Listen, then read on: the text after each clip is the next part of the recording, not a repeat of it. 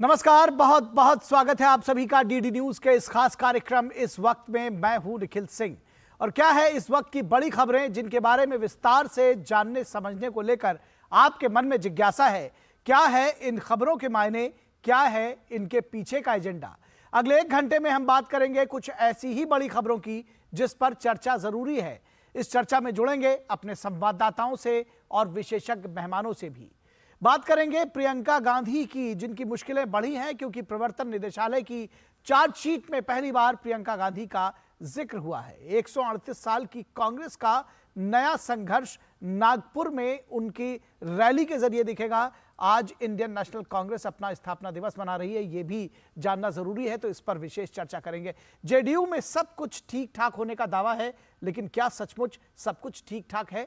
दिल्ली में दवा घोटाले की चर्चा करेंगे, जिसको लेकर बीजेपी ने आम आदमी पार्टी को घेरा है और उनसे कई सारे सवाल पूछे हैं। तो होंगे कई अहम सवाल, लेकिन सबसे पहले इस वक्त की हेडलाइंस।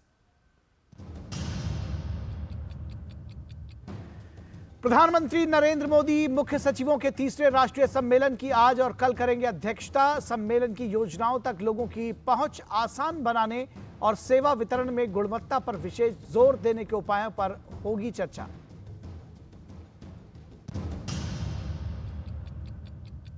केंद्रीय गृह मंत्री अमित शाह आज तेलंगाना दौरे पर हैदराबाद में भाजपा कोर ग्रुप की बैठक की कर रहे हैं अध्यक्षता। बैठक में आगामी लोकसभा चुनाव के लिए पार्टी की रणनीति पर होगी चर्चा।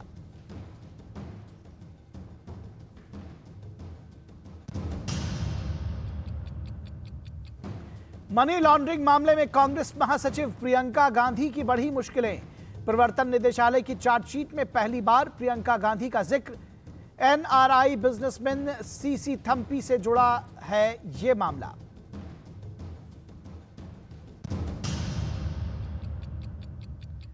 दिल्ली में जेडीयू की कार्यकारिणी कल। पार्टी में आंतरिक कलह की खबरों के बीच विधायकों में खेमेबंदी की सुगबुगाहट। नीतीश ने कहा पार्टी में कोई मतभेद नहीं, लेकिन दिल्ली के पोस्टर से अध्यक्ष लल्लन सिंह गायब।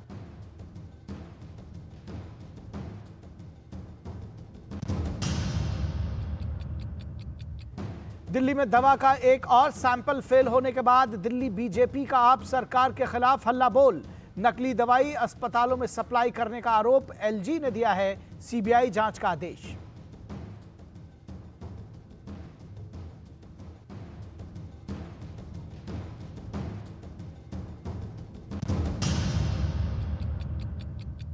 और अयोध्या में रामलला की प्राण प्रतिष्ठा को लेकर श्री राम जन्मभूमि ट्रस्ट की महत्वपूर्ण बैठक आज। 22 जनवरी के समारोह की तैयारियों पर विस्तार से होगी चर्चा।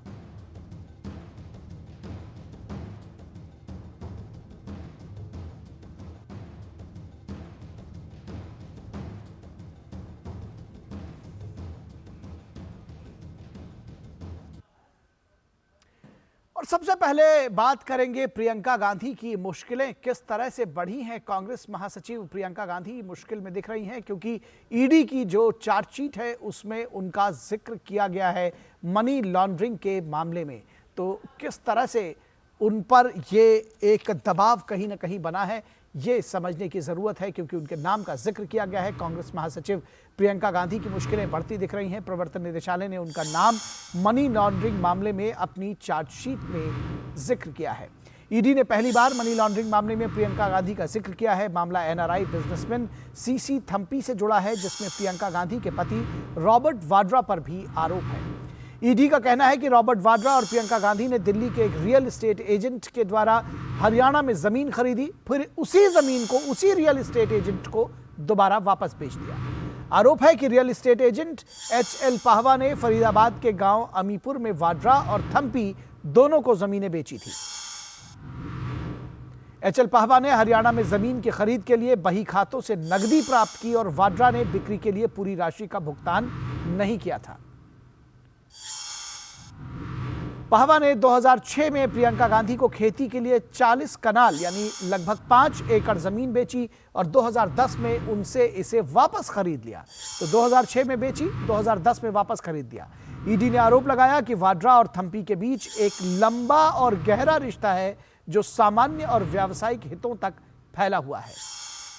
इस बीच लंदन में एक संपत्ति की खरीद के संबंध में भी वाड्रा का जिक्र किया गया है, जो कि जांच का हिस्सा है। और महाराष्ट्र कांग्रेस के अध्यक्ष नाना पटोले का कहना है कि अंग्रेज गांधी के नाम से डरते थे और आज केंद्र गांधी परिवार से डरता है। केंद्र में हम शक्तिशाली है ऐसा बताने वाले गांधी परिवार को इतनी डरते हैं। तब भी अंग्रेज गांधी को डरते थे, आज की सरकार भी गांधी को डरती है और इसलिए ऐसे सब मामलों में गांधी परिवार को डालकर लोगों को मूल इश्यू से डाइवर्ट करने की साजिश केंद्र की सरकार कर रही है। और इस पूरी खबर पर बातचीत करने के लिए हमारे संवाददाता नीरज सिंह हमारे साथ जुड़ रहे हैं इस खबर पर। नीरज, आपसे समझना चाहेंगे, आपने सुना कि राजनीति शुरू हो गई है और जिस तरह से भ्रष्टाचार के आरोप जैसे ही लगते हैं तो तमाम दूसरे साथी ढूंढे जाने लगते हैं। आपने सुना कि प्रियंका गांधी का अंग्रेजों के साथ संघर्ष, उससे जोड़ने की कोशिश की है। बहरहाल ये समझना चाहेंगे ये पूरा मामला किस तरह से है, कि क्यों प्रियंका गांधी का नाम इसमें डाला गया है, क्या कुछ वजह है और क्या कुछ है ये पूरा मामला? देखिए, राजनीति निखिल कोई पहली बार नहीं हो रही है। इससे पहले भी अगर आप देखें, चाहे राहुल गांधी को लेकर हो, इसके अलावा जो रॉबर्ट वाड्रा हैं उनसे जब पूछताछ हुई थी तो किस तरह से कांग्रेस पार्टी ने ईडी ऑफिस के सामने ही धरना प्रदर्शन किया था। प्रियंका गांधी भी वहां पर पहुंचती थी। राहुल गांधी से जब ईडी की पूछताछ हुई थी तो आपने देखा था कि किस तरह से कांग्रेस मुख्यालय से लेकर और ईडी के ऑफिस तक एक मार्च निकलता था और बड़े पैमाने पर जो गिरफ्तारियां हैं, इसके अलावा जो कांग्रेस के जो कार्यकर्ता हैं देश भर में विरोध प्रदर्शन करते थे। तो राजनीति बहुत पहले से होती आई है। गांधी परिवार का जब भी जिक्र आता है, गांधी परिवार अपने आप को इस तरह से पेश करता है कि मानो वो निर्दोष है और उनको फंसाने की कोशिश की जा रही है।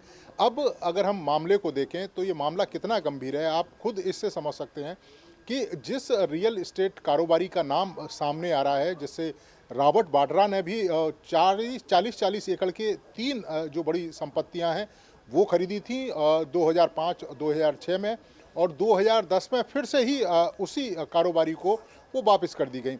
इसके अलावा जिस थम्पी का नाम सामने आ रहा है वो थम्पी रॉबर्ट वाड्रा का करीबी है और लंबे समय तक उनका सहयोगी भी रहा है।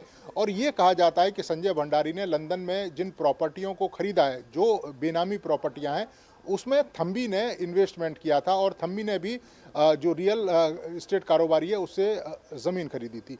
चूँकि प्रियंका गांधी वाड्रा का नाम पहली बार इस पूरे मामले में सामने आया है और उसका कारण ये भी है क्योंकि उसी रियल एस्टेट कारोबारी से जो जिससे रॉबर्ट वाड्रा ने ज़मीन खरीदी थी, प्रियंका गांधी ने भी ज़मीन खरीदी और करीब करीब उसी समय ज़मीन खरीदी गई।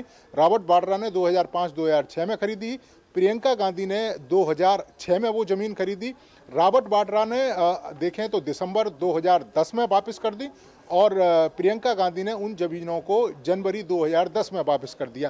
तो अब ये समझ नहीं आ रहा है कि आप एक व्यक्ति से ज़मीन खरीदते हैं, कुछ समय के बाद उसी व्यक्ति को जो ज़मीन है वो वापस कर देते हैं। दूसरी, चूँकि जो थम्पी है उसने भी ज़मीन खरीदी थी और संजय भंडारी जिसका नाम आ रहा है वो भी इनके काफ़ी करीबी है। तो निश्चित तौर पर ये पूरा का पूरा जो मामला है वो तीनों के अंदर कह सकते हैं कि बुरी तरीके से मिला हुआ है और कहीं ना कहीं इन्होंने लाभ लेने के लिए बड़े पैमाने पर इस तरह का खेल खेला। और ये कोई पहली घटना नहीं है। आप देखें, हरियाणा में जो मानेसर है वहाँ पर भी इस तरह का मामला सामने आया था। बीकानेर में जो ज़मीन खरीदी गई थी किसानों से और बहुत ही कम दामों पर उस ज़मीन को खरीदा गया और बड़े पैमाने पर उसी ज़मीन को फिर बहुत ऊंची कीमतों पर उस ज़मीन को बेच दिया गया। तो ये एक बड़ा खेल है जो काफ़ी लंबे समय से चला आ रहा है। आपने देखा होगा कि हरियाणा में किस तरीके से रॉबर्ट वाड्रा और उनकी जो कंपनी है स्काईलाइट, उसके ऊपर तमाम तरह के जो आरोप हैं वो लगे। जांच भी बैठाई गई, सीबीआई ने भी जो मामला है उसमें दर्ज किया था, ईडी भी इस मामले में कार्रवाई कर रही है। अब प्रियंका गांधी का नाम आना निश्चित तौर पर उनकी जो मुश्किल है वो बढ़ाने वाली बात है, क्योंकि पहली बार ईडी की चार्जशीट में प्रियंका गांधी का नाम आया है। जी, निश्चित तौर पर एक बात और भी समझना चाहेंगे कि ये जिस तरह से ये पूरा मामला सामने आया है, क्या कोई इसमें जो दूसरी एक चार्जशीट फाइल होती है बाद में कॉम्प्लीमेंट्री, माफ़ कीजिएगा, जो सप्लीमेंट्री चार्जशीट है, या उसमें या आगे जब मामले की जांच और आगे बढ़े तो क्या प्रियंका गांधी या रॉबर्ट वाड्रा को इस मामले में भी उनके खिलाफ आरोप दाखिल किए जा सकते हैं? इस तरह से जाँच हो सकती है? देखिए, बिल्कुल हो सकती है। हालांकि अभी की अगर आप देखें चार्जशीट में, तो उस चार्जशीट में प्रियंका गांधी को आरोपी नहीं बनाया गया है, लेकिन चार्जशीट में नाम आना और खास तौर से एक ही रियल एस्टेट कारोबारी जिसका जिक्र हो रहा है, HL पाहवा, और उसी से रॉबर्ट वाड्रा ने भी ज़मीन खरीदी, उसी को रॉबर्ट वाड्रा ने भी ज़मीन बेची। और चूंकि रॉबर्ट वाड्रा पति हैं प्रियंका गांधी के, और प्रियंका गांधी ने भी उसी प्रॉपर्टी डीलर से ज़मीन खरीदी और फिर उसी को उसी समय के आसपास उसको दोबारा से बेच दिया। और चूंकि थम्पी रॉबर्ट वाड्रा का करीबी है, तो निश्चित तौर पर प्रियंका गांधी उसके बारे में भी काफ़ी जानती होंगी, और चूंकि उनके पति के करीबी हैं तो उनसे भी उनकी पहचान होगी। तो आगे जब ईडी इस पूरे मामले में जांच करेगी, तमाम जो नए तथ्य हैं वो सामने रखेगी, चाहे संजय भंडारी से पूछताछ की बात हो या थम्पी से पूछताछ की बात हो, उसके बाद जो नए तथ्य निकलकर सामने आएंगे तो सप्लीमेंट्री चार्जशीट में वो और स्थिति स्पष्ट हो पाएगी और प्रियंका गांधी की भूमिका और ज़्यादा बेहतर तरीके से ईडी अदालत में सामने रखेगी। ठीक बात है, चलिए बहुत शुक्रिया इस तमाम बातचीत और जानकारी के लिए। तो हमारे संवाददाता नीरज सिंह बता रहे थे कि किस तरह से ये पूरा मामला है, और चूंकि चार्जशीट में प्रियंका गांधी का नाम है तो निश्चित तौर पर ये एक चिंता का विषय है कांग्रेस के लिए और प्रियंका गांधी के लिए। फिलहाल रुकेंगे एक छोटे से ब्रेक के लिए, कहीं मत जाइएगा, क्योंकि ब्रेक के बाद भी कांग्रेस की चर्चा करेंगे कि 138 साल की कांग्रेस का नया संघर्ष, क्योंकि आज कांग्रेस का स्थापना दिवस है। तुम्हें पता है इन्वेस्टर्स के लिए कि इन्वेस्टर प्रोटेक्शन फंड होता है IPF, लेकिन अगर तुम्हारा ट्रेड एक्सचेंज पर एग्जीक्यूट नहीं हुआ या फिर कोई गारंटीड रिटर्न्स वाली स्कीम है तो ये IPF आपकी मदद नहीं कर सकता है। और अगर आपका ब्रोकर ही डिफॉल्टर बन जाए तो फिर IPF आपको कॉम्पेंसेशन दिला सकता है। कहां से सीखा? NSE की साइट पर। सोचकर समझकर इन्वेस्ट कर। ब्रेक के बाद एक बार फिर आप सभी का स्वागत है और अब बात करेंगे कांग्रेस का। आज स्थापना दिवस है, 138 साल की कांग्रेस हो गई है, लेकिन उसको अभी भी संघर्ष करना पड़ रहा है और संघर्ष के नए मुद्दे खोजने पड़ रहे हैं। आज इंडियन नेशनल कांग्रेस अपना स्थापना दिवस मना रही है, और आपको अगर इतिहास के बारे में पता हो तो मुंबई में इस 1885 में इसकी शुरुआत हुई थी, और आज इंडियन नेशनल कांग्रेस अपना स्थापना दिवस मना रही है। मुंबई में शुरू हुई पार्टी की यात्रा इतने वर्षों में क्यों भटक गई, इस पर आत्मचिंतन होना है। कभी पूरे भारतवर्ष में फैली कांग्रेस आज महज 3 राज्यों में सिमट गई है, लेकिन दावा 2024 में दिल्ली का तख्त हासिल करने का है। पार्टी की ओर से कहा गया है कि तैयार हैं हम, लेकिन कितना तैयार हैं और किस तरह से, ये बड़ा सवाल है।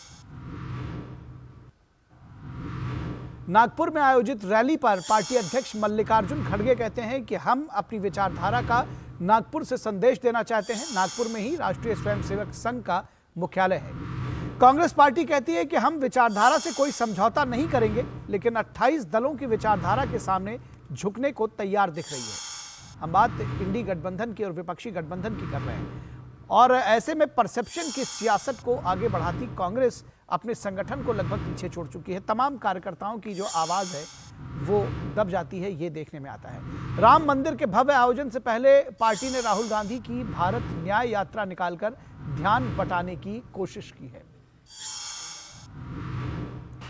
British officer A.O. ह्यूम से लेकर मल्लिकार्जुन खड़गे तक पार्टी को आगे बढ़ाने का अपना इतिहास रहा है।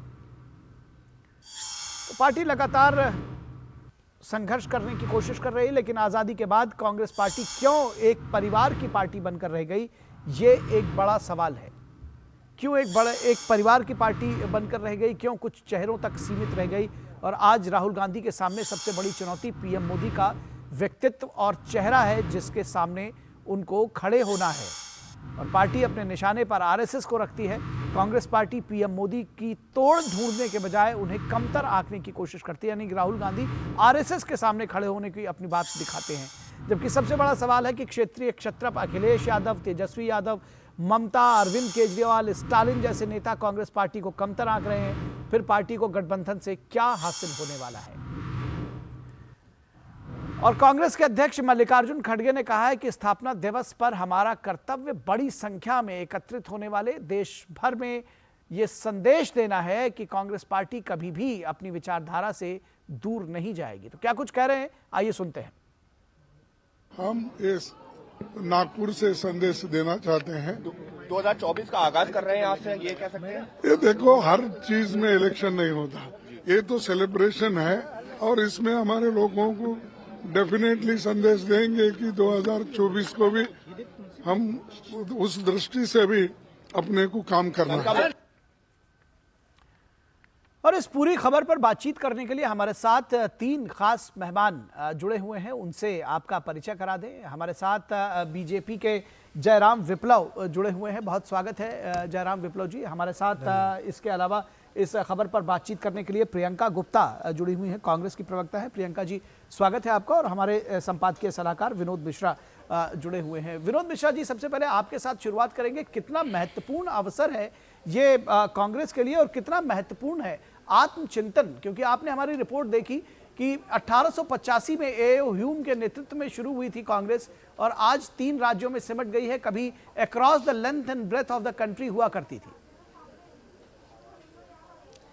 निखिल, जाहिर सी बात, मैं आपकी ही रिपोर्ट से आता हूं कि आपने जो रिपोर्ट में अभी जो मोटी मोटी बातें बताई है कांग्रेस के 138 साल के इस इतिहास पे नज़र रखते हुए और उनके एक सफ़र पे, तो ये हमें समझने की ज़रूरत है कि आज कांग्रेस कहाँ है। हो सकता है कि इसके चिंतन कांग्रेस पार्टी के लोग खुद कर रहे होंगे, लेकिन जो सबसे बड़ा सवाल जो आपने अपनी रिपोर्ट में उठा रहे थे कि कांग्रेस क्या आज सिर्फ परसेप्शन की सियासत कर रही है। ये परसेप्शन की सियासत इसलिए कि अगर नागपुर की रैली को लेकर मल्लिकार्जुन खड़गे पार्टी के अध्यक्ष कहते हैं कि हम विचारधारा अपनी देश में संदेश देना चाहते हैं, इसलिए हमने नागपुर को चुना है, तो ये उनसे ज़रूर पूछा जाएगा कि 28 दलों के पार्टी का वो इंडिया गठबंधन में का जो उनको अपना एक नेतृत्व का भी शायद मौका मिलने वाला है, तो वो कौन सी विचारधारा है? समाजवादी पार्टी का विचारधारा है या डीएमके का विचारधारा है या किसके विचारधारा को साथ लेके या किसको वो अपनी उनकी विचारधारा को अपने में मिला के वो आगे बढ़ रहे हैं? क्योंकि आपको याद होगा कि डीएमके की तरफ से जब आया था सनातन को ख़त्म करने की बात को, तो शायद मल्लिकार्जुन खड़गे का कोई कमेंट नहीं आया था, उनका बेटा ने कम से कम उदयनिधि स्टालिन को सपोर्ट किया था। तो कौन सी विचारधारा और किस विचारधारा को आगे लाके जा रहे हैं, ये शायद उनको कांग्रेस पार्टी के अध्यक्ष के तौर पर उन्हें बताना पड़ेगा। रही बात, जब आप कह रहे थे कि 138 साल की इस पार्टी को जिस दौर में अभी गुजर रही है, वो परसेप्शन की बात मैं इसलिए कह रहा हूँ कि जब आप अपनी रिपोर्ट में बता रहे थे कि देखिए 22 तारीख को लेके जो राम जन्मभूमि में का जो मंदिर का शिलान्यास का, तो क्या आप राम लला की मूर्ति का जो प्राण प्रतिष्ठा होना है 22 तारीख को, उसको लेके देश में जो एक उत्सव का माहौल बना है, जो लोग करोड़ों करोड़ लोग वहाँ पहुँचने के लिए बेताब हैं, ये अटेंशन को डाइवर्ट करने के लिए अगर ये कहा जाए कि राहुल गांधी की ये यात्रा 14 तारीख से शुरू हुई है, इसका मतलब क्या है? राहुल गांधी की अब तक भारत जोड़ो यात्रा थी, ये भारत न्याय यात्रा कैसे बदल गई है? ये सारे सवाल हैं, लेकिन सबसे इंपॉर्टेंट सवाल जो आप अपनी रिपोर्ट में बता रहे थे निखिल, कि आप 28 दलों के इस गठबंधन में कांग्रेस पार्टी कहाँ है, यह ढूंढने के लिए कांग्रेस को सबसे ज़्यादा अभी दिक्कत हो रही है अपनी सीट शेयरिंग में। कि आप चाहे बिहार देख लीजिए, बंगाल चले जाइए, उत्तर प्रदेश चले जाइए, ऐसे कई स्टेट हैं जो बड़े स्टेट हैं, वहाँ कांग्रेस पार्टी को अगर ड्राइविंग सीट से बाहर किया जा रहा है, तो आप सोच सकते हैं कि 138 साल के इस कांग्रेस का अपना वजूद क्या रह गया है। बिल्कुल। प्रियंका जी के पास जाएंगे। प्रियंका जी, आपने सुना और ये भी बात है कि जो तमाम क्षेत्रीय क्षत्रप हैं, अभी एक लंबी लिस्ट गिनाई गई अखिलेश यादव से लेकर स्टालिन तक, ये दरअसल आप ही के वोट बैंक पर फले फूले सब, और आज आपको उनके साथ गठबंधन करना पड़ रहा है। जिसको कह रहे हैं कि पूरे देश के कोने कोने तक फैली कांग्रेस आज 3 राज्यों में सिमट कर रह गई है, वहां पर जिसकी उसकी सत्ता है। कितना बड़ा आत्मचिंतन का विषय और कैसे परिवर्तन लेकर आएंगे आप? देखिए, मैं सबसे पहले ये कहना चाहूंगी, ये लोकतंत्र है और ये डेमोक्रेसी इसीलिए होती है कि यहाँ सबको बराबर अधिकार होता है कि किसे जनता चुनती है वो अपने सत्ता में रहता है। परंतु मैं इतना जरूर कहना चाहूंगी कि जिस तरह से कांग्रेस की मूल अवधारणा में सत्य, अहिंसा, एकता, अखंडता और उसके साथ में भाईचारा, जो देश के विकास और उसके स्वर्णिम विकास में, बल्कि मैं कहूंगी पूरी तरह से लगा। मैं आज भी ये कहना चाहूंगी, आज भी IIM हो, IITs हो या एम्स हो, इस जैसी संस्थाओं का कोई जोड़ नहीं। और देश के विकास की अगर बात की जाए तो चाहे महिलाओं का योगदान हो, मैं उन सबको नमन करती हूँ और सबको बधाई देती हूँ जिन्होंने मौका दिया इस कांग्रेस पार्टी को देश के संचालन का, मौका दिया इस देश के लोगों की सेवा करने का। कहीं ना कहीं आज हमें ये रैली करने का जो मकसद है वो सिर्फ और सीधे तौर पर ये है कि हम बताना चाहते हैं कि हम तैयार हैं, हम तैयार हैं देश की सेवा के लिए। सवाल ये था प्रियंका जी कि आखिर क्यों कट गए पब्लिक से? ये तो बात है कि आप लोग आप जो बता रही हैं, आप विचारधारा आपकी निश्चित तौर पर रही है, देश में आपका शासन रहा है इतने लंबे वर्ष तक, लेकिन पब्लिक के बीच में अविश्वास का क्या कारण रहा?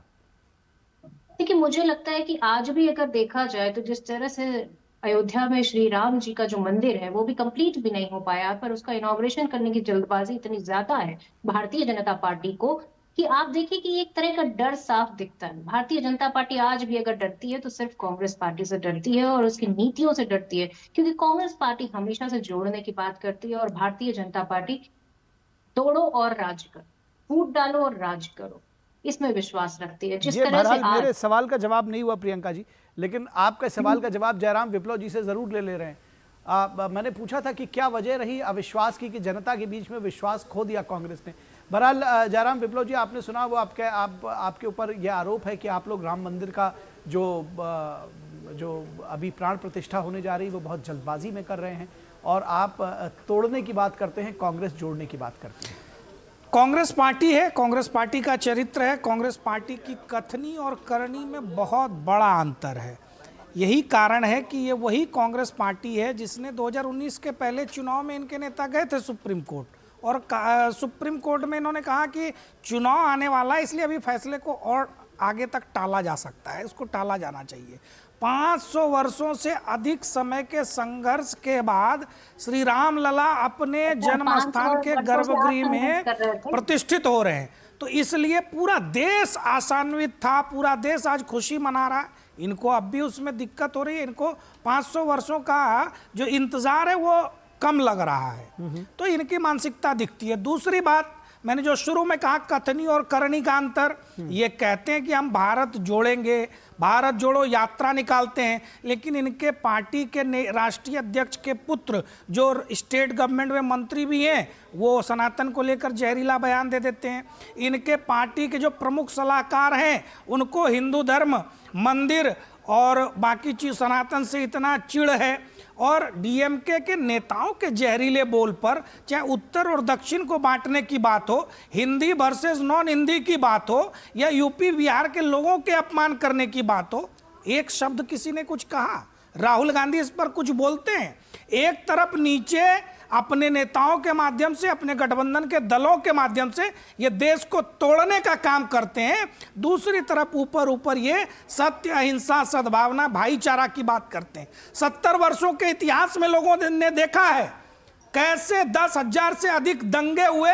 इस देश में सांप्रदायिक हिंसा का, कांग्रेसी सत्ता का इतिहास किसी से छुपा नहीं है। जिस दिल्ली में हम बैठे हैं उसकी धरती भी लहूलुहान करने वाले यही लोग थे, तो भाईचारा जैसे शब्द अच्छे नहीं लगते। और एक बात कह दूं, 138 बरस का क्यों मना रहे हैं आप स्थापना दिवस? आप 76 बरस का मनाइए। 1947 के बाद जब नेहरू जी ने राजनीतिक कांग्रेस की स्थापना की, जब गांधी जी के मना करने के बावजूद राजनीति के लिए जो आजादी में प्रयुक्त हुआ अग्रणी संगठन था, उस संगठन का दुरुपयोग किया, तो 76 वर्षों की स्थापना मनाइए और अब तक जो सत्ता में किए गए आपके कुकर्म थे उसको जनता को बताइए। ठीक है, फिर जनता विश्वास कर लेगी। ठीक है, मैं प्रियंका जी के पास जाऊंगा, उससे पहले मैं विनोद मिश्रा जी के पास जाऊंगा। विनोद मिश्रा जी, आपने देखा कि तमाम जो सारे पोस्टर्स हैं कांग्रेस पार्टी के, उसमें वो लिखते हैं कि तैयार हैं हम। आपको लगता है कि ये जो एक टोकनिज्म की पॉलिटिक्स, चाहे वो आरएसएस के हार्टलैंड से जाकर रैली करने की बात हो या फिर इस तरह की न्याय यात्रा निकालने की बात हो, कांग्रेस रिवाइव करने की कोशिश तो कर रही है लेकिन लोगों से जुड़ नहीं पा रही है। निखिल, देखिए, प्रियंका जी के जवाब तो आप अभी दे रहे थे विपल्लव जी, उनका अपना है, बीजेपी और कांग्रेस के प्रवक्ता है, लेकिन मैं जो अपनी रिपोर्ट पे हूँ, जो हमने आज जो इस डिस्कशन के लिए अपने मेहमानों को बुलाया है, सवाल हम 138 साल के इस कांग्रेस का और उनके विचारधारा को लेके बात जब कर रहे थे, तब सवाल जरूर ये उठेगा कि जो बात अभी विपल्लव कह रहे थे कि 50 आप ये आज़ादी के बाद की कांग्रेस और आज़ादी से पहले की कांग्रेस, तो एक कांग्रेस जो सामाजिक क्रांति के रूप में देश के जनमानस की एक पार्टी बनी थी, देश की जनमानस की एक पहचान बनी थी, और आज़ादी के बाद वो कांग्रेस क्यों एक परिवार की पार्टी बन गई, ये तो जरूर पूछा जाएगा। प्रियंका जी बता सकते हैं कि 19-20 साल तक तो सिर्फ सोनिया गांधी इस पार्टी के अध्यक्ष रही है, उसके बाद जितने भी इनके प्रधानमंत्री हुए हैं सब कमोबेश पार्टी अध्यक्ष और प्रधानमंत्री रहे। तो ये बात देश देख रहा है या उनको पता है, इतिहास के लोग भी इस बात को जान रहे हैं। बड़ा सवाल ये है कि आज जिस तरह से राहुल गांधी को प्रमोट करने के लिए पूरी की पूरी कांग्रेस पार्टी एक तरफ से लगी हुई है और उसके एवज में आप पीएम मोदी को क्या एक चेहरा के सामने में आप हर बात में एक आरएसएस को खड़ा करते हैं। नागपुर से अगर आपने रैली का आज ये किया है और आप कह रहे हैं कि मिशन 2024 का ये हमारा आगाज है, आप शंखनाद कर रहे हैं कि हम तैयार हैं, तो अब तैयार किसके खिलाफ में हो रहे हैं? वो पार्टी नहीं है, वो एक सांस्कृतिक संगठन है। आपको जिसके खिलाफ में खड़ा होना चाहिए था, शंखनाद करना चाहिए था, वो दिल्ली में है। और दिल्ली के बजाय आप अगर नागपुर जा रहे हैं तो ये कहा जाएगा कि आप लोगों को भटका रहे हैं, भरमा रहे हैं। ये हमारा एक सवाल था। दूसरा जो परसेप्शन की बात मैं कह रहा हूँ कि अगर इतनी जोर तोड़ से ब्रांडिंग हुई थी भारत जोड़ो यात्रा की, ये भारत जोड़ो यात्रा के सेकंड पार्ट आते आते भारत जोड़ो भारत न्याय यात्रा क्यों बन गई? अब भारत न्याय यात्रा क्यों बन गई, ये बात तो प्रियंका जी बेहतर बताएंगी। लेकिन इससे भी बड़ा सवाल है कि क्या राहुल गांधी को जिस तरह से ममता बनर्जी ने चौथी मीटिंग में इंडिया गठबंधन में रिजेक्ट कर दिया था, मल्लिकार्जुन खड़गे का नाम वो लेके सामने में आई, तो क्या ये राहुल गांधी का रिलॉन्चिंग है? ठीक है। तो आप एक ही शख्स को, परिवार के एक ही व्यक्ति को कितने बार रिलॉन्च करेंगे? ठीक है, ये सारे सवाल प्रियंका जी आपके पास तो है ही, लेकिन ये सवाल भी उठेगा कि एक ही परिवार की पार्टी बनकर रह गई है कांग्रेस पार्टी। ऐसा दिखता है जो आपका नेतृत्व है वो सब गांधी परिवार के इर्द गिर्द ही है। और सबसे खास बात है जो कहा गया कि कभी भारत जोड़ो यात्रा, कभी न्याय यात्रा, और अभी आपने देखा जो मल्लिकार्जुन खड़गे का नाम जिस तरह से आया, इसको क्यों ना ये देखा जाए कि राहुल गांधी की रीलॉन्चिंग की कवायद है, जैसा कि विनोद जी कह रहे थे। देखिए, मुझे लगता है एक बार अगर आप पूरे स्वरूप में जाएंगे तो आपको पता चलेगा कि यहाँ अध्यक्ष का चुनाव कैसे होता है। कांग्रेस पार्टी में अध्यक्ष का चुनाव यदि होता है तो उस पर वोटिंग होती है और सबके सामने होती है। आप बताइए ना, भारतीय जनता पार्टी में अध्यक्ष का चुनाव कैसे होता है, कैसे कुर्सी जो है कितने साल में हुआ आपके यहाँ? तो कहीं ना कहीं देखने को ये मिलता है पार्टी किसकी है और कहाँ लोकतंत्र होता है, ये आपको साफ देखने को इससे मिल जाएगा। अभी आप बात कर रहे थे कि यहाँ पर जो है रीलॉन्चिंग, मुझे तो लगता है कि भारतीय जनता पार्टी में सिर्फ एक ही चेहरा रह गया, परंतु कांग्रेस पार्टी में हमेशा से आप देखें अध्यक्ष की बात हो तो लगातार अध्यक्ष बदलते रहे हैं और समय समय पर किसी एक परिवार का कब्जा नहीं रहा है। और मैं सिर्फ पूछना चाहती हूँ कि अब भारतीय जनता पार्टी में इस तरह के कोई इलेक्शन हुआ है? अगर हुआ है तो बता दे भारतीय जनता पार्टी के प्रवक्ता। और रही बात अभी जमीनों की बात आप कर रहे थे, जहां तक मुझे पता है हरियाणा की जो सरकार है, हरियाणा और पंजाब कोर्ट में जाकर उन्होंने ये कहा कि जमीन की खरीद फरोख्त में कोई भी अनियमितता नहीं बरती गई है। ये मैं नहीं कह रही हूँ, हरियाणा में तो इनकी सरकार है। आज फिर जब चुनाव आ रहे हैं तो 19 के चुनाव का जो पूरा एक प्रोपेगेंडा था वो फिर से आप 24 के चुनाव में ले आए। आपके पास कोई मुद्दे नहीं, आप ये नहीं बता सकते कि आपने कितने कॉलेजेस खोले हैं, आप ये नहीं बता सकते कि महिलाओं के लिए आपने क्या किया, आप ये नहीं बता सकते कि आपने 2 करोड़ रोजगार का जो वादा किया था वो झूठा था, आप ये नहीं बता सकते कि आपने देश पे 100 गुना ज्यादा कर्जा ले लिया, आप ये नहीं बता सकते गरीब आज भी 32 करोड़ गरीब है, 10% बेरोजगारी की दर है। आप कहाँ किस भारत की बात कर रहे हैं? आप किस इंसाफ की बात कर रहे हैं जहाँ पे महिलाएं बैठकर रोती हैं? जो खिलाड़ी है हमारी दिल्ली के जंतर मंतर पर रोए, आज भी वो प्रेस कॉन्फ्रेंस करके रोती हैं, अपने खेल से संन्यास लेती हैं, अपने सपनों का जो है बलिदान। ठीक है, इसका जवाब जरा विप्लव देंगे कि किस तरह जी क्या इसीलिए हमने जो है बलिदान दिए थे। और ये वो बात करें कि आजादी में इनकी भूमिका क्या थी, आजादी के पहले इनका तो कोई अस्तित्व ही नहीं था, ये तो अंग्रेजों के गुलाम थे और ये अंग्रेजों के साथ जो है, चलिए अंग्रेजों का गुलाम तो पूरा देश था, अंग्रेजों का गुलाम तो प्रियंका जी पूरा देश था। चलिए एक कांग्रेसी का नाम बताओ जिसको फांसी हुई, एक कांग्रेसी का नाम बताओ जिसको काला पानी हुई। ये सब पढ़ के आइए, इतिहास पढ़िए। मोतीलाल नेहरू की चिट्ठियां सार्वजनिक हो चुकी हैं जहां वो माफी मांगते हुए नेहरू जी को छोड़ने की बात करते थे। अब सुनिए, आपने बहुत सारे आरोप लगाए, अब सिलसिलेवार उसका उत्तर सुनिए। पहली बात तो प्रियंका जी उत्तर सुन लीजिए, थोड़ा अपनी ही पार्टी का इतिहास पढ़ना चाहिए। 24 वर्षों के बाद चुनाव हुए थे अभी, और वो चुनाव कितना सच्चा था। ये खड़गे जी ने, जयराम जी एक मिनट। प्रियंका जी अगर आप कुछ और कहना चाह रही हो, प्रियंका जी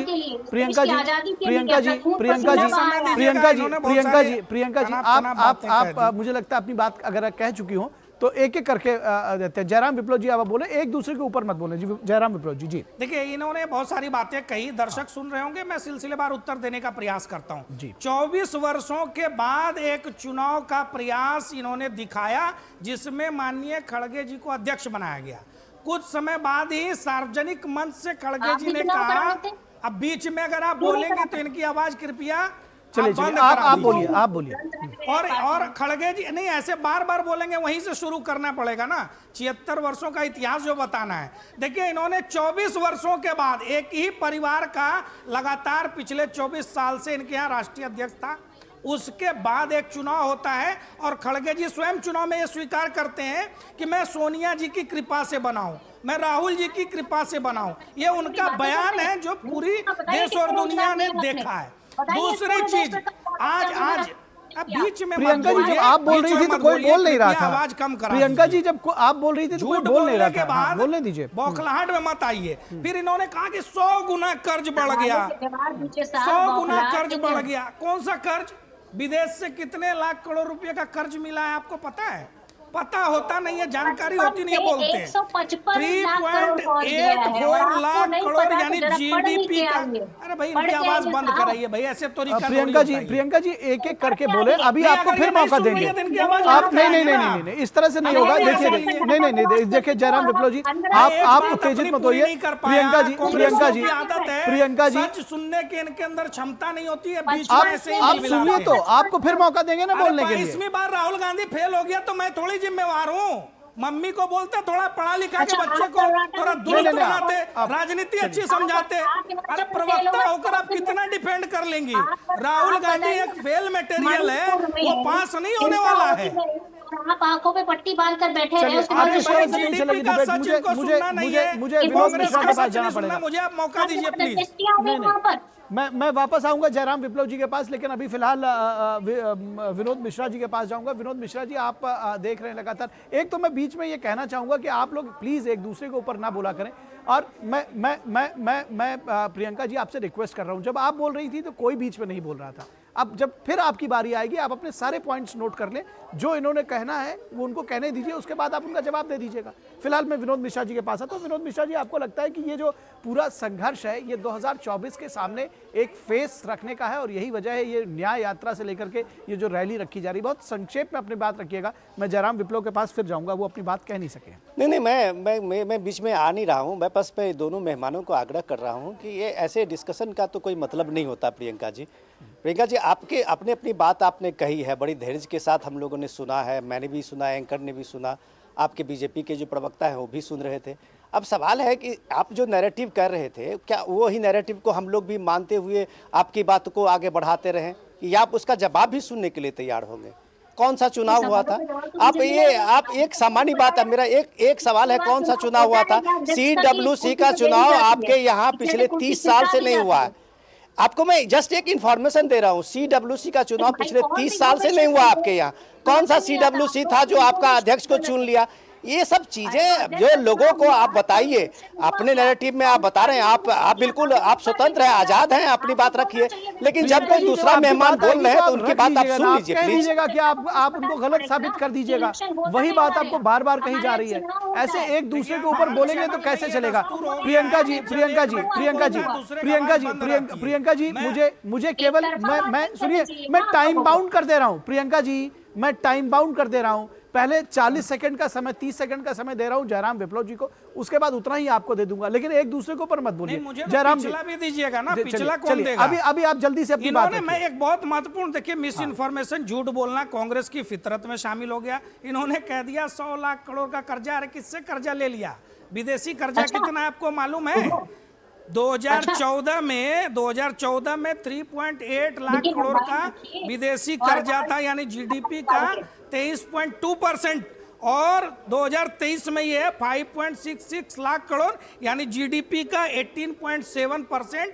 देश की जनता भी इन सब बातों को जानती है, देश की जनता भी देख रही है, भारत की अर्थव्यवस्था 5वें नंबर पर पहुंची है। एक अर्थशास्त्री प्रधानमंत्री आपने दिया था जिसने भारत की अर्थव्यवस्था का भी बेड़ा गर्क किया, महंगाई को डबल डिजिट में रखा, देश की विकास दर नीचे गई और 12 लाख करोड़ रुपए का घोटाला उसी मनमोहन सरकार में 10 जनपद के दरबारियों ने किया और लाखों करोड़ रुपए 10 जनपद के फोन पर जो बैंकों से लोन मिला उसको लेकर भागने वालों की लंबी फहरिस्त है, जिनको पकड़ पकड़ के उनके पैसे भी सीज कर रहे हैं, उनकी संपत्ति भी जब्त कर रहे हैं और पकड़ रहे हैं। और उसी में से एक भ्रष्टाचारी गांधी परिवार से जुड़े हुए लोग भी हैं जो जमानत पर चल रहे हैं। सोनिया गांधी, राहुल गांधी, रॉबर्ट वाड्रा, ताजा जांच चल रही है बहन प्रियंका वाड्रा की। शायद यही कारण है कि उनको जांच की भनक लगते ही उत्तर प्रदेश के महासचिव पद से हटा दिया गया, उत्तर प्रदेश का प्रभार ले लिया गया, क्योंकि बड़ा बवाल होने की आशंका रही होगी।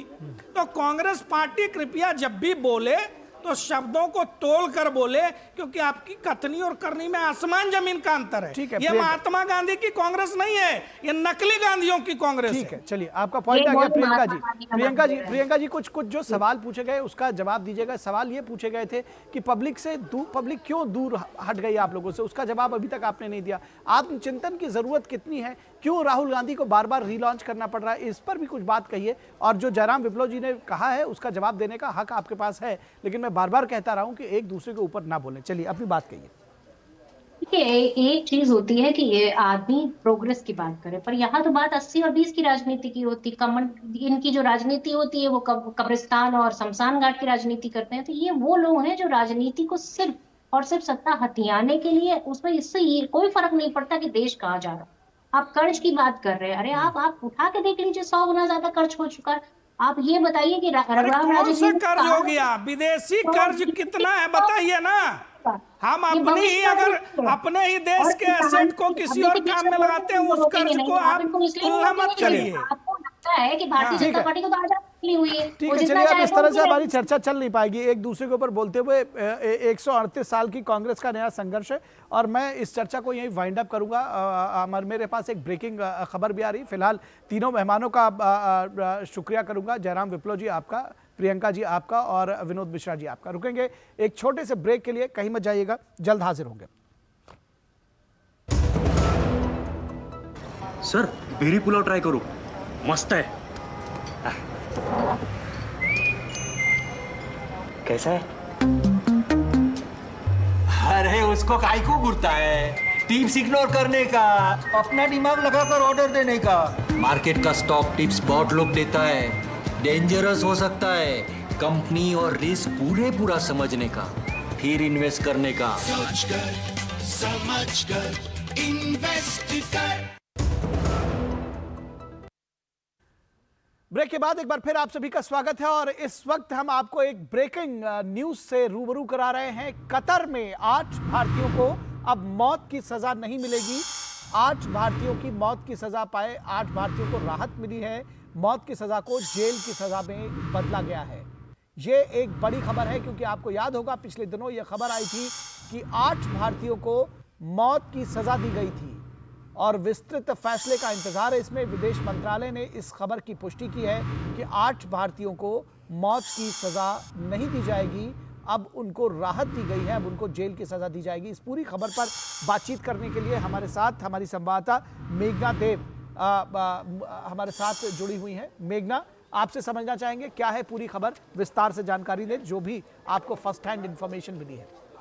देखिए, एक जो रिलीज है वो विदेश मंत्रालय की तरफ से आई है जिसमें बताया गया है कि जो जजमेंट था इन 8 भारतीयों के लिए जो अभी कतर की जेल में हैं, उनके जो सेंटेंस हैं उनको डेथ पेनल्टी दी गई थी, उनको मौत की सज़ा सुनाई गई थी।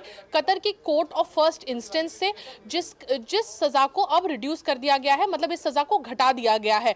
हालांकि ये जो डिटेल है उसकी पूरी विस्तृत जानकारी, जो इस वर्डिक्ट की पूरी डिटेल जानकारी अभी हमारे पास नहीं है मौजूद। और और विदेश मंत्रालय भी इस बात की कोशिश में लगा है कि पूरी जो वर्डिक्ट है उसकी जानकारी पता चल सके कि क्या कितना रिड्यूस किया गया है सेंटेंस, क्योंकि मौत की सजा सुनाई गई थी, तो उस हिसाब से क्या अगर कारावास दिया जाता है तो कितना लंबा ये जेल टर्म रहेगा, वो अगर पता चल सकेगा कि कितना लंबा उनको जेल टर्म दिया गया है, या रिड्यूस हुआ है तो कितना क्या डेथ पेनल्टी को टर्न करके कुछ और सजा सुनाई जाएगी। पहले अटकलें ऐसी लगाई जा रही थी, चूंकि 18 दिसंबर को नेशनल डे होता है कतर का, तो उस समय जो एमिर होते हैं वो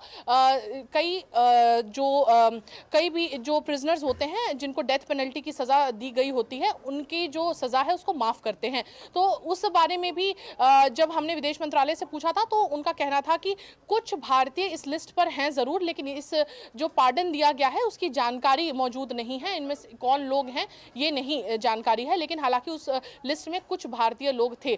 क्या वो ये 8 लोग थे, इस बारे में कोई कॉन्फर्मेशन नहीं था।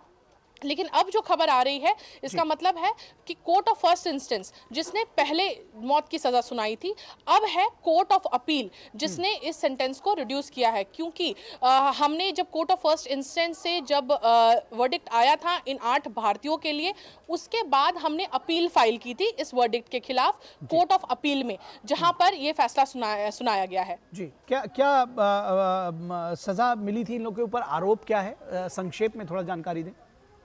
देखिए, क्योंकि ये एक पूरा जो मामला यहाँ पर जो कोर्ट ऑफ फर्स्ट इंस्टेंस में जो मामला चल रहा है उसको पूरी तरीके से अगर हम देखें तो उसके बारे में ज़्यादा जानकारी बाहर नहीं आई है। बहुत ही जो डिटेल्स हैं वो भी बाहर नहीं आई हैं कि इन पर किस बारे में जो मामला है वो दर्ज किया गया। हालांकि इतनी जानकारी है कि ये लोग जो थे 8 लोग एक्स नेवी पर्सनल जो थे वो अल दहरा कंपनी में काम कर रहे थे ओमान में, और जो कंपनी बंद हो चुकी है अब, लेकिन उस कंपनी में ये लोग काम कर रहे थे और आर्म्ड पर्सनल की ट्रेनिंग करते थे, और एक ऐसी कंपनी में वो लोग वहां पर एम्प्लॉय थे। उसके बाद कई मीडिया रिपोर्ट्स में अलग अलग किस्म के जो कारण हो सकते हैं उस बारे में जानकारी सामने आई थी। हालांकि उसके बाद जब कॉन्सुलर एक्सेस दिया गया इन लोगों को, और उसके बाद हमने देखा था विदेश मंत्री डॉक्टर एस जयशंकर भी इनके परिवार से मिले थे, तो इस बात को इंश्योर किया गया कि उन्हें पूरा कॉन्सुलर एक्सेस मिले। और उसके साथ भी जो कतर में जो हमारी एम्बेसी है वो लगातार, दोहा में जो हमारी एम्बेसी है वो लगातार कतरी अथॉरिटीज़ के साथ कोऑपरेट कर रही है इस पूरे मामले में। कॉन्सुलर एक्सेस 3 दिसंबर को भी दिया गया था और एक सुनवाई 7 दिसंबर के आसपास भी हुई थी। अपील हमने जो फाइल की थी उस पर जल्द ही अगर हम देखें तो काफ़ी जल्दी इस पे एक सामने एक वर्डिक्ट आया है जो कि जो डेथ सेंटेंस है उसको रिड्यूस किया गया है। हालांकि इसके बारे में अभी पूरी विस्तृत जानकारी कि कितने साल की सजा होगी या क्या सजा अभी फिलहाल सामने आ रही है, और क्या इसमें और आगे अपील में जा सकते हैं कि नहीं, उस सजा को और भी रिड्यूस करने के लिए क्या जैसे हमारे यहाँ का सिस्टम है उस तरह से, ये देखने की बात होगी। विस्तृत रिपोर्ट का इंतजार रहेगा आपको भी और हमको भी, हम दर्शकों के साथ जरूर उसको साझा करेंगे। बहुत शुक्रिया मेघना इस तमाम बातचीत और जानकारी के लिए। और अब बात करेंगे जनता दल यूनाइटेड की सियासत की कि क्या जेडीयू में सब कुछ ठीक ठाक है, क्योंकि नीतीश कुमार ऐसा दावा कर रहे हैं लेकिन उस दावे पर बहुत सारे सवाल हैं। क्या जेडीयू में सब कुछ ठीक ठाक है? दिल्ली में नीतीश कुमार के पोस्टर लगे हैं और उसमें लल्लन सिंह जो राष्ट्रीय अध्यक्ष हैं वो गायब हैं। क्या जेडीयू में सब कुछ ठीक ठाक है? दिल्ली में नीतीश कुमार के लगे पोस्टर से लल्लन सिंह गायब हैं। पार्टी ने एक रैली कैंसिल कर कार्यकारिणी की बैठक बुलाई है। ये अगर कहा जाए कि आनन फानन में तो कुछ हद तक गलत नहीं होगा। बिहार के मुख्यमंत्री नीतीश कुमार पटना से दिल्ली पहुंच गए हैं। वो शुक्रवार को अपनी पार्टी जनता दल यूनाइटेड के राष्ट्रीय कार्यकारिणी और राष्ट्रीय परिषद की बैठक में शामिल होंगे। जदयू के राष्ट्रीय अध्यक्ष लल्लन सिंह के लालू यादव से करीबी होने के आरोप में हटाया जाएगा उन्हें या नहीं, यह फैसला कार्यकारिणी में किया जाएगा। और बिहार में चर्चाएं आम है कि आरजेडी सुप्रीमो लालू यादव नीतीश कुमार को हटाकर तेजस्वी यादव को मुख्यमंत्री बनाना चाहते हैं, लेकिन इसके लिए कहीं ना कहीं प्लेसमेंट देना होगा नीतीश कुमार को। तो ऐसे में कहा जा रहा है कि लल्लन सिंह को साध कर लालू ने जेडीयू के कुछ विधायकों को तैयार भी किया है, और इस बात की खबर कहीं ना कहीं नीतीश कुमार को लगी। इंडी गठबंधन की चौथी मीटिंग में ममता बनर्जी ने पीएम पद के दावेदार के रूप में मल्लिकार्जुन खड़गे का नाम आगे करके नीतीश के प्लान पर पानी फेर दिया था। नीतीश कुमार कई बार तेजस्वी यादव को अपना उत्तराधिकार देने की बात कह चुके हैं, लेकिन पार्टी के सांसदों और विधायकों को यह बात रास नहीं आ रही है। नीतीश कुमार अपने 35 साल के राजनीतिक करियर के सबसे बुरे दौर में हैं। जनता के बीच घटती साख और उनके राजनीतिक फैसलों ने उन्हें अविश्वसनीय बना दिया है। नीतीश कुमार एनडीए में जाएंगे या इंडी गठबंधन के साथ रहेंगे, इस बात पर पार्टी नेताओं में खास दिलचस्पी नहीं है। वो इस बात को लेकर थोड़े इंडिफरेंट हैं, क्योंकि बड़ा सवाल यह है कि क्या पार्टी अध्यक्ष बनकर नीतीश कुमार खुद संघर्ष करेंगे। हालांकि ऐसी उम्मीद कम दिखती है। और नीतीश कुमार ने लल्लन सिंह के इस्तीफे की सभी अटकलों को खारिज किया है, उसको निराधार बताया है। क्या कुछ कहा है, आइए देखते हैं। हर साल में एक बार मीटिंग का हम लोग का परंपरा है, तो इसलिए उसी की मीटिंग है, नॉर्मल है, कोई ऐसा कुछ खास नहीं। और केंद्रीय मंत्री गिरिराज सिंह ने क्या कुछ कहा है, ये भी सुन लेते हैं।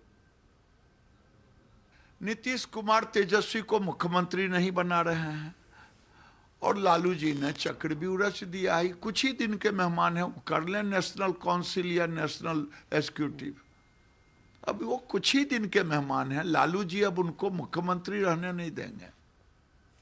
और हमारे संवाददाता कुमार आलोक इस पूरी खबर पर बातचीत करने के लिए हमारे साथ जुड़े हुए हैं। बीजेपी का दावा है, अभी आपने गिरिराज सिंह को सुना आलोक की, वो कहते हैं कि पूरा जो चक्रव्यूह है वो लालू प्रसाद यादव ने रच दिया है, अब नीतीश कुमार बच नहीं सकते। किस तरह से जेडीयू की पॉलिटिक्स का आकलन करेंगे? आनंद फानन में कहा जाए एक रैली कैंसिल करके ये कार्यकारिणी बुलाई गई है, क्या कुछ होने वाला है, क्या आकलन है आपका?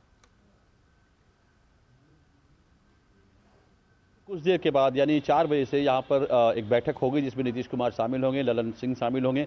कहा यह भी जा रहा है कि नीतीश कुमार और ललन सिंह के बीच उनके आवास पर, दिल्ली स्थित आवास पर एक क्लोज डोर मीटिंग हुआ है, जिसमें कि नीतीश कुमार और सिर्फ ललन सिंह थे।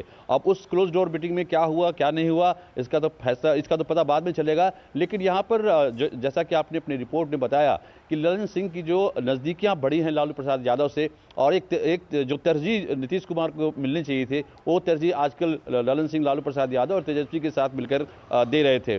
तो ये खबर सूत्रों से, हालांकि इसकी पुष्टि नहीं की जा सकती है, लेकिन सूत्रों से जो राजनीतिक गलियारे में जो खबर तैर रही है उसमें यही कहा गया है कि 11 विधायकों ने, जो ललन सिंह के समर्थक हैं, एक सीनियर मंत्री के नेतृत्व में एक बैठक हुई है। और इस बैठक में क्या कुछ हुआ है क्या कुछ नहीं हुआ है, बैठक बुलाने से पहले जदयू के न तो प्रदेश अध्यक्ष को पता था, न संगठन में किसी को पता था, ना ही मुख्यमंत्री को इस बात की जानकारी दी गई थी कि अलग से कोई बैठक हो रही है। तो इसको ध्यान में रखते हुए, इसको लेकर के एक संदेह का बादल जनता दल यू के अंदर, जो शीर्ष नेतृत्व के अंदर है, वो फैला। और कुछ विधायकों ने जाकर के नीतीश कुमार से ये शिकायत की। ये शिकायत आज से नहीं बल्कि कई दिन से, जब से ललन सिंह की नजदीकियां बढ़ी है। एक समय था जब ललन सिंह लालू प्रसाद यादव को देखना नहीं चाहते थे। राबड़ी देवी ने ललन सिंह पर अभद्र टिप्पणी की थी, बहुत ही अभद्र टिप्पणी की थी चुनावों के दौरान। लेकिन समय का चक्र है, राजनीति में कोई दोस्त और दुश्मन स्थायी नहीं होते हैं। उसी का परिचय है कि कल जब नेशनल काउंसिल की बैठक होगी, आज बैठक 4 बजे से शुरू होगी और कल जो बैठक होगी वो बड़ा निर्णायक बैठक होगा। और कहा यह जा रहा है कि ललन सिंह राष्ट्रीय अध्यक्ष का पद छोड़ेंगे। अगर पद नहीं भी छोड़ेंगे तो उन्हें यह मनाया जाएगा कि आप स्वेच्छा से पद त्याग कीजिए। एक दूसरी जो खबर बन के आ रही है कि नीतीश कुमार खुद राष्ट्रीय अध्यक्ष बनना चाहते हैं। लेकिन दूसरी तरफ जो राजनीतिक गलियारे से मैं अगर बात करूं, या बिहार के जदयू की नेताओं से मैं बात करूं, या महागठबंधन के नेताओं से जो हमने बात किया है, उसमें एक नाम तेजी से उभर कर सामने आ रहा है राष्ट्रीय अध्यक्ष के लिए, और वो है अशोक चौधरी। अशोक चौधरी कैबिनेट के वरिष्ठ मंत्री और नीतीश कुमार के सबसे खास, एक समय ललन सिंह भी काफी खास हुआ करते थे, लेकिन अभी नीतीश कुमार के सबसे परम खास हैं। और ये इनका कांग्रेसी बैकग्राउंड रहा है और इनके पिताजी भी जगन्नाथ मिश्र सरकार में मंत्री थे। तो एक नाम उभर के सामने आ रहा है, वो तो कल ही फैसला होगा, कल ही ये बात पता चलेगी कि मीटिंग में क्या हुआ और बहुमत का जो फैसला किसके साथ होता है। कुमार आलोक, एक सवाल का जवाब बहुत संक्षेप में चाहेंगे। आपका आकलन और आपके जो सूत्र हैं वो क्या बताते हैं? आपको लगता है जेडीयू टूट की कगार पर है, और क्या तेजस्वी को जो मुख्यमंत्री बनाने के लिए जो गिरिराज सिंह के शब्दों में लालू प्रसाद यादव का चक्रव्यूह है वो कामयाब हो जाएगा? देखिए, 2 बातें हैं। एक तो है कि लालू प्रसाद यादव की जिस तरीके से तबीयत खराब है और जो बीमार चल रहे हैं, हालांकि एक्टिवली वो जनता के बीच जा रहे हैं लेकिन बीमार हैं, वो चाहते हैं कि जिस तरीके से मुलायम सिंह ने अपना जिंदा रहते अखिलेश यादव को स्टैब्लिश कर दिया था, उसी तरीके से लालू यादव भी चाहते हैं कि स्वस्थ रहते हुए अपने बेटे तेजस्वी को मैं सेट कर दूं, यहाँ पर स्थापित कर दूं। दूसरी चीज है कि नीतीश कुमार के साथ एक जो अलग होने की बात कही जा रही है, तो मैं जब से नीतीश कुमार पलटे हैं, चाहे उन्होंने जो धारा बदली है अपनी, चाहे वो महागठबंधन के साथ बदली हो, चाहे वो भारतीय जनता पार्टी के साथ बदली हो, तो एक चीज कॉमन देखने को आती थी कि जैसे ही नीतीश कुमार, एक खबरें तैरने लगती थी मार्केट में कि ऐसा होने जा रहा है या ऐसा हो सकता है, तो नीतीश कुमार की जो निचली वाली पंक्ति के जो नेता है, खासकर जो उनके प्रवक्ता है नीरज कुमार, इस तरीके से और भी जो उनके संजय कुमार सिंह हैं, तो ये लोग पहले ही से बोलना शुरू कर देते थे या तो तेजस्वी के खिलाफ या तो बीजेपी के खिलाफ। अब सहन नहीं होगा, नीतीश कुमार चुपचाप रहते थे, लेकिन वो चीज यहां अभी देखने को नहीं मिल रही है। इनके जो सेकंड लाइन के जो प्रवक्ता हैं वो भी चुप है और आरजेडी की तरफ से भी कोई प्रतिक्रिया नहीं आ रही है। देखना होगा कल का इंपॉर्टेंट जो मीटिंग होता है उसमें क्या फैसला होता है। जी, निश्चित तौर पर तो ये बड़ा दिलचस्प होगा देखना कि कल की मीटिंग में क्या कुछ होता है और क्या ये सचमुच कोई चक्रव्यूह है, राजनीतिक चक्रव्यूह, जिसको नीतीश कुमार को भेदना होगा। तलवार की धार पर चलकर ही ये सियासत होगी। बहुत शुक्रिया इस तमाम बातचीत और जानकारी के लिए कुमार आलोक।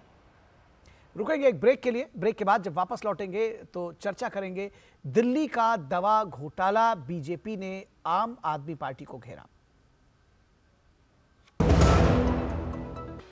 मोदी सरकार की गारंटी, हर गरीब का मुफ्त इलाज। 55 करोड़ लोगों को दी हर साल 5 लाख रुपए तक के मुफ्त इलाज की निश्चिंतता। हमारा संकल्प विकसित भारत।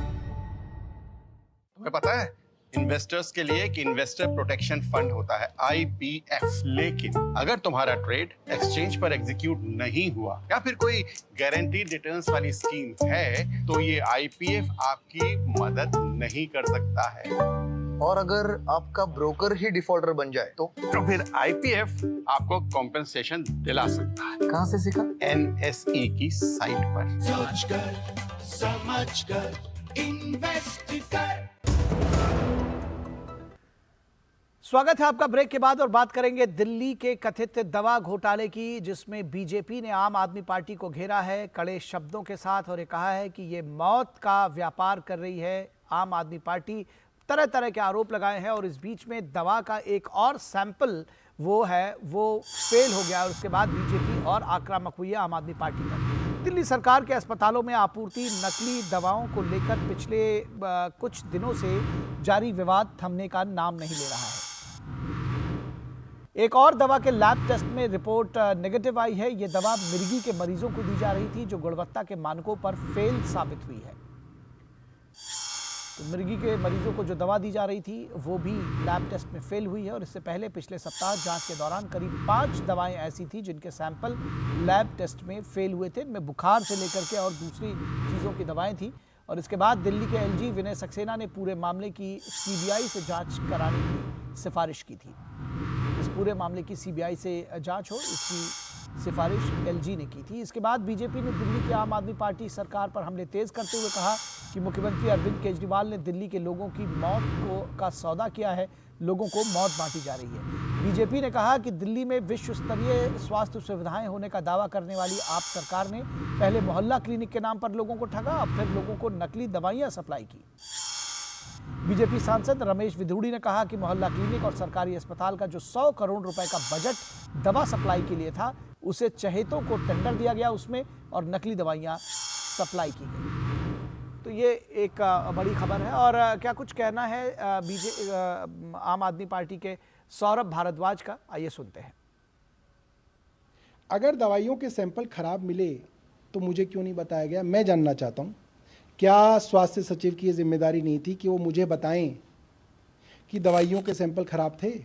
अक्टूबर से आपको अगर ये कह रहे हैं कि अक्टूबर में इन्हें पता चल गया दवाइयों के सैंपल खराब थे, तो क्या इंतजार कर रहे थे अक्टूबर से दिसंबर तक? क्या विभाग के मंत्री को भी नहीं बताया जाएगा? और अगर विभाग के मंत्री को ही कुछ नहीं बताया जाएगा, फिर भारतीय जनता पार्टी ये कैसे कह सकती है कि विभाग के मंत्री जो है कार्रवाई करें? और बीजेपी सांसद रमेश विधूड़ी ने क्या कुछ कहा है, आइए ये भी देख लेते हैं। दिल्ली में गरीब लोगों को दी जाने वाली सरकारी अस्पतालों में दवाइयां नकली निकली। जब लेबोरेटरी में जांच की गई तो नकली दवाइयों के कारण गरीब की मौत से सौदा केजरीवाल कर रहा है। और इस पूरी खबर पर बातचीत करने के लिए हमारे साथ हमारे संवाददाता अनुज यादव जुड़ रहे हैं। अनुज, जिस तरह से दवाओं के सैंपल्स और फेल हो रहे हैं, उससे लगता है कि इस दवा घोटाले का, जिसको कथित तौर पर घोटाला ही कहा जा रहा है, सामने तौर पर दिखता है कि नकली दवाएं लोगों को सप्लाई की जा रही हैं, तो निश्चित तौर पर इसमें बहुत सारे लोग शामिल होंगे। इसका विस्तार हो रहा है और एक तरफ आपने दिल्ली सरकार के मंत्री को सुना, वो कह रहे हैं अधिकारियों की गलती, हम क्या करें। देखिए निखिल, ये कोई पहला घोटाला तो है नहीं, भ्रष्टाचार का कोई पहला आरोप तो आम आदमी पार्टी पर लगा नहीं है। जब से ये लोग सत्ता में आए हैं, शुचिता और ईमानदारी के नाम पर दिल्ली की सत्ता पर काबिज हुए हैं, तब से कई घोटाले सामने आ चुके हैं, चाहे वो बसों की खरीद का मामला हो, दिल्ली जल बोर्ड का मामला हो, या फिर शराब घोटाले की बात हो। अब दवाइयों की बारी आई है। अब दिल्ली के जो अस्पताल है, मोहल्ला क्लिनिक है, वहां कई ऐसी दवाई हैं जो नकली हैं। लेकिन सबसे बड़े दुर्भाग्य की बात यह है कि दिल्ली के स्वास्थ्य मंत्री इस बात को कहते हैं कि अधिकारियों ने उनको बताया नहीं। तो दिल्ली की जनता के सामने एक बड़ा सवाल यह खड़ा होता है कि दिल्ली की सरकार को दिल्ली के स्वास्थ्य मंत्री और मुख्यमंत्री चला रहे हैं या अधिकारी चला रहे हैं, यह एक सबसे बड़ा सवाल है। क्योंकि जनता के प्रति जवाबदेही आम आदमी पार्टी की है, सरकार की है, जिसके दावे और वायदों को लेकर दिल्ली की सत्ता पर काबिज हुए हैं। तो ऐसे में बड़ा बचकाना एक जवाब लगता है दिल्ली के स्वास्थ्य मंत्री का कि उनके अधीन काम करने वाले स्वास्थ्य सचिव ने उनको जानकारी नहीं दी। निश्चित तौर पर क्योंकि दिल्ली के उपराज्यपाल इसकी सीबीआई जांच की सिफारिश कर चुके हैं, अब ऐसे में देखना होगा कि क्या कुछ और परतें खुलकर सामने आती हैं, कौन कौन लोग इस मसलों पर इनके साथ जुड़े हो सकते हैं। दिल्ली के 2 मंत्री हम जानते हैं कि पहले ही जेल में हैं। दिल्ली के जो एक सांसद हैं राज्यसभा से आम आदमी पार्टी के, वो जेल में हैं। तो कुल मिलाकर अब जनता का भरोसा दिल्ली की आम आदमी पार्टी सरकार से उठता जा रहा है और शायद इसी वजह से दिल्ली की भाजपा प्रदेश जो इकाई है वो लगातार सड़कों पर इनके कारनामों को उजागर करने के लिए धरना प्रदर्शन करते हुए नजर आ रहे हैं। निखिल जी, निश्चित तौर पर, और ये कहीं ना कहीं आम आदमी पार्टी के लिए एक बड़ी मुश्किल का वक्त होगा, क्योंकि एक के बाद एक जो घोटाले आ रहे हैं, उसके बाद ये दवा घोटाला सामने आया है। बहुत शुक्रिया अनुज इस तमाम बातचीत और जानकारी के लिए। तो इस वक्त के आज के अंक में बस इतना ही। हमारी पूरी टीम को दीजिए इजाजत। नमस्कार।